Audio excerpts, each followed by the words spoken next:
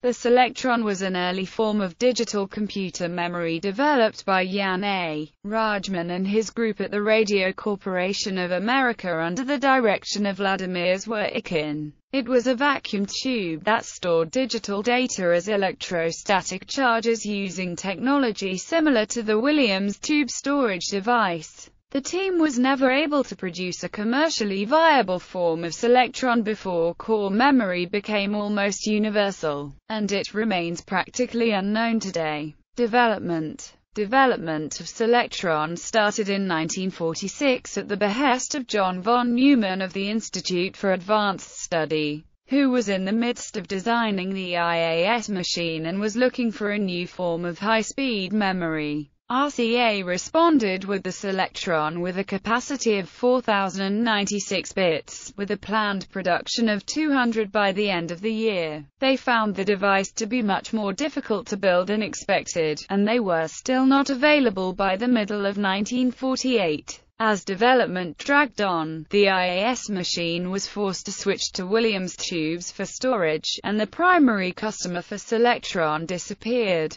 RCA continued work on the concept, redesigning it for a smaller 256-bit capacity. The 256-bit Selectron was projected to cost about $500 each when in full production. While they were more reliable and faster than the Williams tube, that cost and the lack of availability meant they were used only in one computer, the RAND Corporation's JOHNNIAC. Both the Selectron and the Williams tube were superseded in the market by the more compact and cost-effective magnetic core memory. In the early 1950s, principle of operation, electrostatic storage. The Williams tube was an example of a general class of cathode ray tube devices known as storage tubes. The primary function of a conventional court is to display an image by lighting phosphor using a beam of electrons fired at it from an electron gun at the back of the tube. The beam is steered around the front of the tube through the use of deflection magnets or electrostatic plates. Storage tubes were based on CRTs, sometimes unmodified. They relied on two normally undesirable principles of phosphor used in the tubes. One was that when electrons from the CRT's electron gun struck the phosphor to light it, some of the electrons stuck to the tube and caused a localized static electric charge to build up. The second was that the phosphor, like many materials, also released new electrons when struck by an electron beam, a process known as secondary emission. Secondary emission had the useful feature that the rate of electron release was significantly nonlinear. When a voltage was applied that crossed a certain threshold, the rate of emission increased dramatically. This caused the lit spot to rapidly decay, which also caused any stuck electrons to be released as well. Visual systems used this process to erase the display, causing any stored pattern to rapidly fade. For computer users, it was the rapid release of the stuck charge that allowed it to be used for storage. In the Williams tube, the electron gun at the back of an otherwise typical court is used to deposit a series of small patterns representing a 1 or 0 on the phosphor in a grid representing memory locations. To read the display, the beam scanned the tube again, this time set to a voltage very close to that of the secondary emission threshold.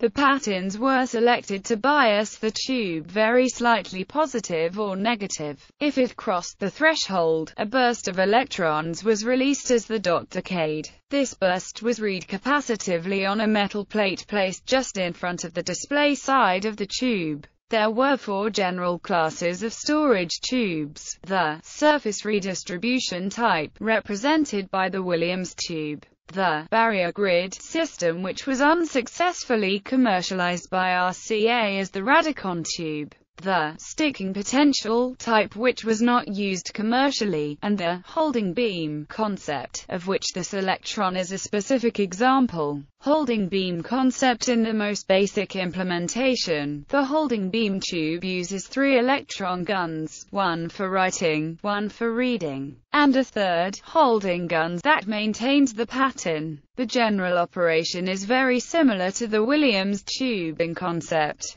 The main difference was the holding guns, which fired continually and unfocused, so it covered the entire storage area on the phosphor. This caused the phosphor to be continually charged to a selected voltage, somewhat below that of the secondary emission threshold. Writing was accomplished by firing the writing gun at low voltage in a fashion similar to the Williams tube, adding a further voltage to the phosphor. Thus the storage pattern was the slight difference between two voltages stored on the tube, typically only a few tens of volts different. In comparison, the Williams tube used much higher voltages, producing a pattern that could only be stored for a short period before it decayed below readability. Reading was accomplished by scanning the reading gun across the storage area. This gun was set to a voltage that would cross the secondary emission threshold for the entire display. If the scanned area held the holding gun potential, a certain number of electrons would be released. If it held the writing gun potential, the number would be higher. The electrons were read on a grid of fine wires placed behind the display, making the system entirely self-contained. The Williams tube's red plate was in front of the tube, and required continual mechanical adjustment to work properly.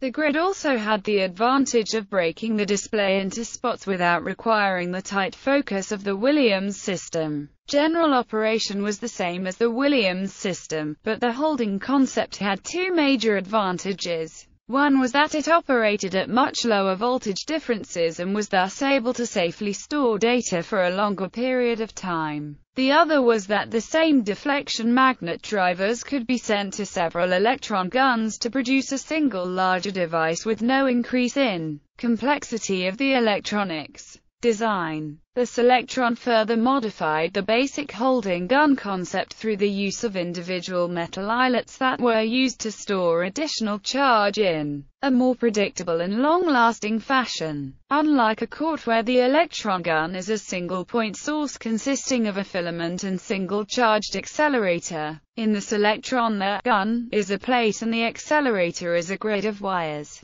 Switching circuits allow voltages to be applied to the wires to turn them on or off. When the gun fires through the eyelets, it is slightly defocused. Some of the electrons strike the eyelet and deposit a charge on it. The original 4096-bit Selectron was a 10-inch long by 3-inch diameter vacuum tube configured as 1024 by 4 bits. It had an indirectly heated cathode running up the middle, surrounded by two separate sets of wires, one radial, one axial, forming a cylindrical grid array, and finally a dielectric storage material coating on the inside of 4 segments of an enclosing metal cylinder, called the signal plates. The bits were stored as discrete regions of charge on the smooth surface of the signal plates. The two sets of orthogonal grid wires were normally biased slightly positive, so that the electrons from the cathode could flow through the grid and reach the dielectric.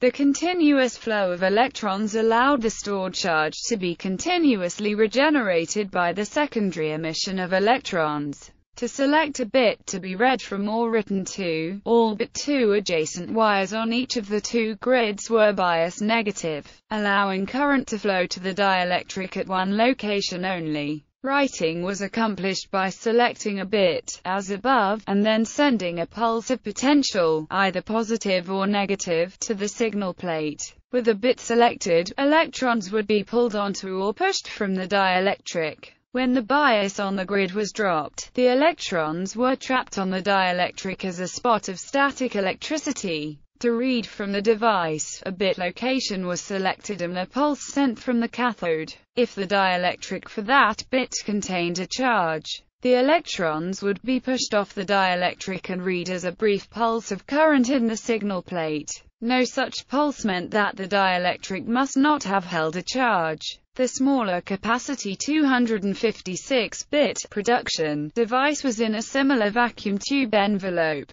It was built with 2 storage arrays of discrete eyelets on a rectangular plate, separated by a row of 8 cathodes. The pin count was reduced from 44 for the 4096-bit device down to 31 pins and 2 coaxial signal output connectors. This version included visible green phosphors in each eyelet so that the bit status could also be read by eye. Patents. U.S. Patent 2,494,670 cylindrical 4096 bits Selectron. U.S. Patent 2,604,606 planar 256 bits Selectron.